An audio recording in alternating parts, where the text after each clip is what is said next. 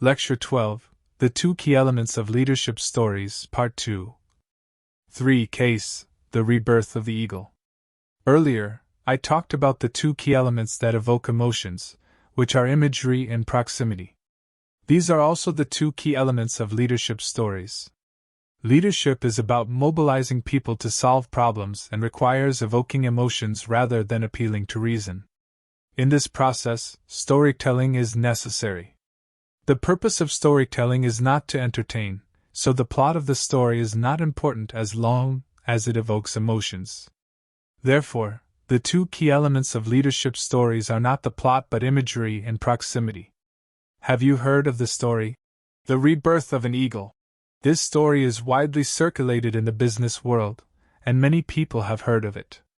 The credit for the popularity of this story goes to Li Dongxing, the founder of TCL Group, who told this story in 2006 and made it famous. Later, when TCL celebrated its 30th anniversary, it published a corporate history book called The Rebirth of an Eagle. Obviously, TCL has adopted this story as its own symbol.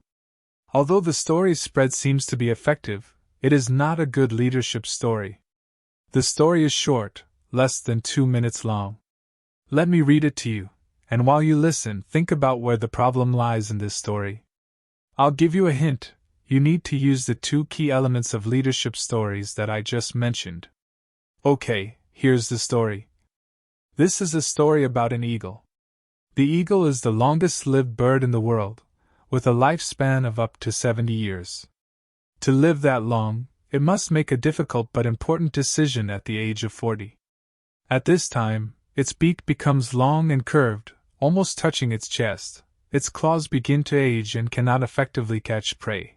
Its feathers grow thick and heavy, making flying very difficult. At this point, the eagle has only two choices: either wait to die or go through a painful renewal process, a 150-day transformation. It must fly hard to the mountaintop, build a nest on the cliff, and stay there without flying. The eagle first uses its beak to strike the rock until it falls off completely, then waits quietly for a new beak to grow.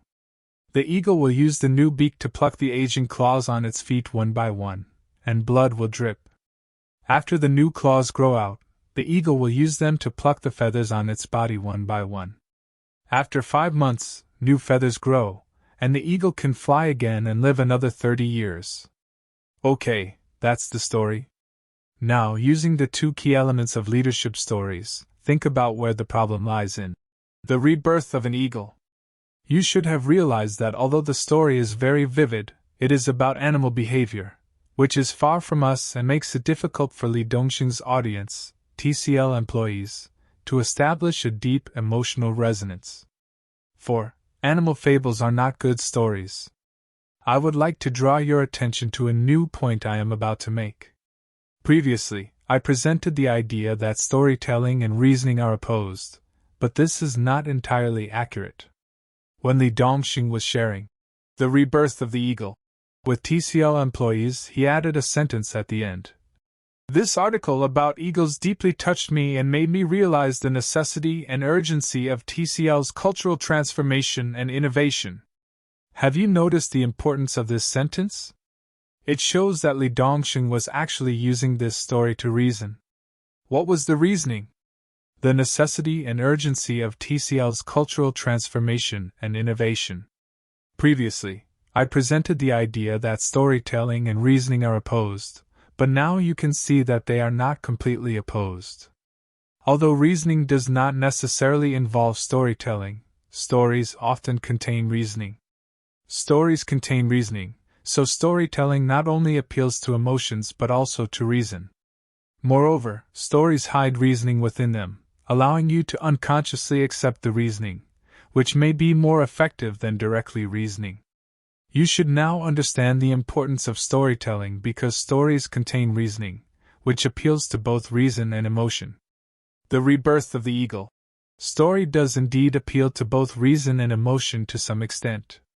However, due to distance, its emotional impact is not particularly strong. Moreover, due to distance, its rational impact is not that strong either. Did you know that? The Rebirth of the Eagle Story is fictional? Eagles are not like that. Even if this story were true, it cannot explain the reasoning that Li Dongxing wants to convey, namely the necessity and urgency of TCL's cultural transformation and innovation. Why? Because eagles are eagles, and TCL is TCL. What works for eagles may not work for TCL. As I mentioned earlier, it is a matter of distance. If you tell a story about eagles and say that eagles need to change, so TCL needs to change, then let me tell you a story about turtles. I say that turtles do not need to change and can live longer than eagles. Does that mean TCL does not need to change? You may now realize that imagery and distance not only help to appeal to emotions but also to reason. The more vivid the story, the more specific the reasoning. The closer the story is to the audience, the more persuasive the reasoning. Li Dongxing's The Rebirth of the Eagle story, although vivid, is far from the audience. If the full score for leadership stories is 100 points, Li Dongxing can only get 50 points.